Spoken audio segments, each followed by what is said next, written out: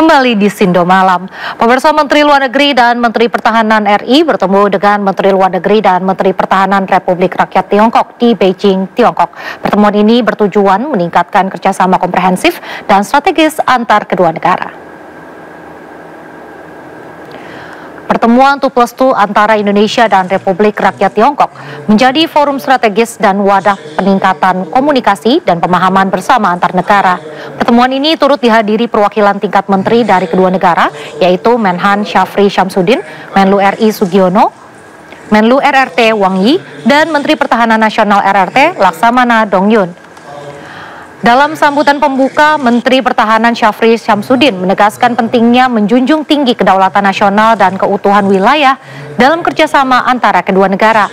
Lebih lanjut, Menhan RI mendorong penguatan kerjasama yang konkret dan inklusif, khususnya di bidang pertahanan.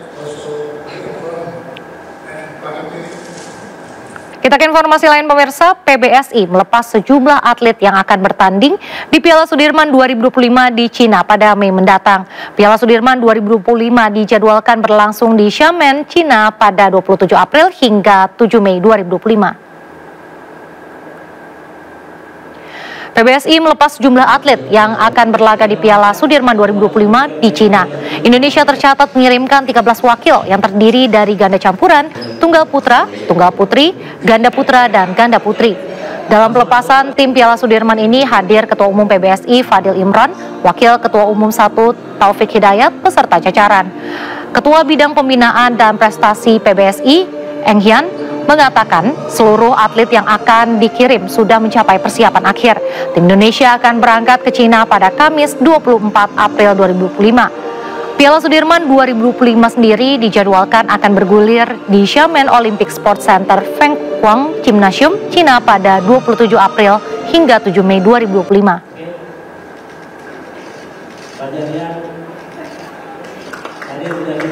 Tentu target itu, kalau kita bilang target pasti mau yang terbaik, ya. Tapi kita tahu itu semua itu butuh proses, dan proses inilah yang tentunya kita mau anak-anak memberikan yang terbaik. Ya, hasil hanya Tuhan yang tahu, tapi tentu kita akan memperjuangkan semuanya, menyatukan tekad semuanya untuk memberikan terbaik. Pemirsa, Polres Metro Depok bersama Polda Metro Jaya berhasil menangkap sejumlah orang yang diduga terlibat dalam perusakan dan pembakaran mobil polisi di Depok, Jawa Barat. 2 orang ditetapkan sebagai tersangka. Terduga pelaku membakar mobil polisi di kawasan Bojong Pondok Terong, Pancoran Mas, Kota Depok. Penangkapan pelaku mendapat pengawalan ketat. Polisi menegaskan akan menindak tegas pelaku tanpa memandang latar belakang atau kelompok tertentu. 2 orang diantaranya telah ditetapkan sebagai tersangka, sementara sejumlah lainnya masih menjalani pemeriksaan intensif oleh penyidik. Batal Kapolda.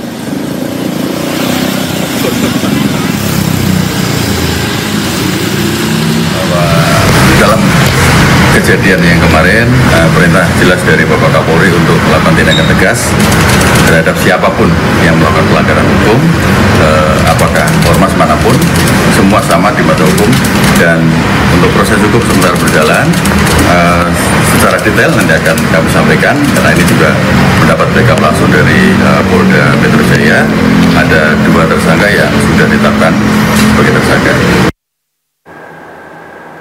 Sebelumnya 3 mobil polisi dibakar massa saat menangkap seorang pelaku penyerobotan lahan dan kepemilikan senjata api di Depok, Jawa Barat.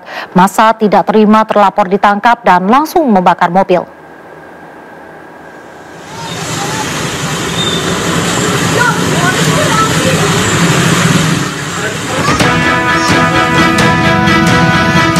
Tiga unit mobil polisi dibakar massa saat Satreskrim Polres Depok sedang menangkap terlapor kasus penyerobotan lahan dan kepemilikan senjata api. 3 mobil ini dibakar di tengah jalan dan menjadi tontonan warga. Kejadian berawal saat polisi menjemput paksa TS lantaran mangkir dari 2 kali pemanggilan atas 2 laporan polisi. Namun saat polisi menjelaskan surat perintah penangkapan, massa merusak dan membakar mobil polisi tersebut. Peristiwa tersebut berasal dari tindakan kepolisian kepolisian, rekan-rekan Satreskrim Polres Metro Depok. Jadi kegiatan yang kami lakukan adalah melaksanakan perintah membawa tersangka dan saksi terhadap seseorang yang pada waktu itu diketahui berada di Kampung Baru. Dari Depok, Jawa Barat, Iyung Rizky, iNews melaporkan.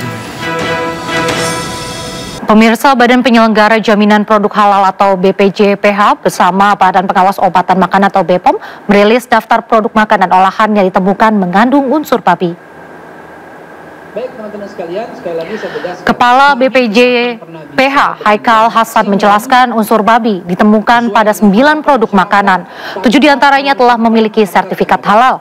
Terkait temuan ini, BPJPH memberikan sanksi tegas. Salah satunya dengan melayangkan surat panggilan kepada para produsen dan distributor untuk penarikan produk dari pasar. 10.000 orang, namun masih kurang.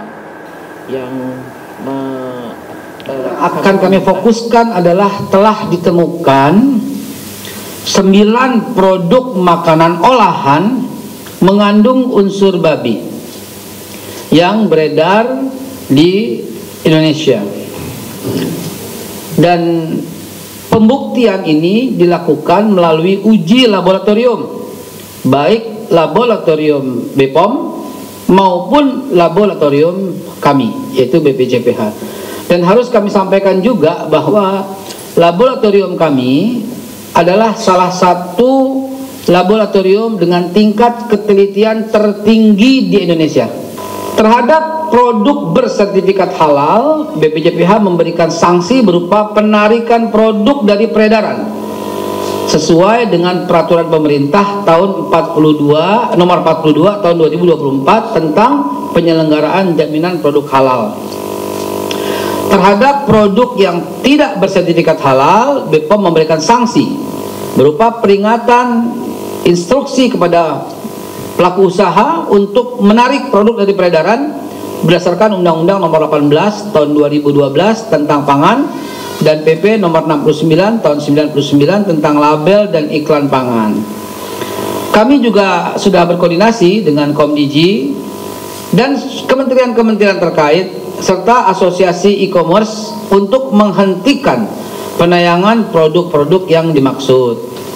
Kami menghimbau kepada masyarakat Indonesia untuk, ini kepada masyarakat, please semuanya tolong laporkan bila menemukan produk yang mencurigakan dan atau mengandung zat yang tidak. Beragam informasi menarik lainnya akan hadir usai jeda, tetaplah di Sindo Malam.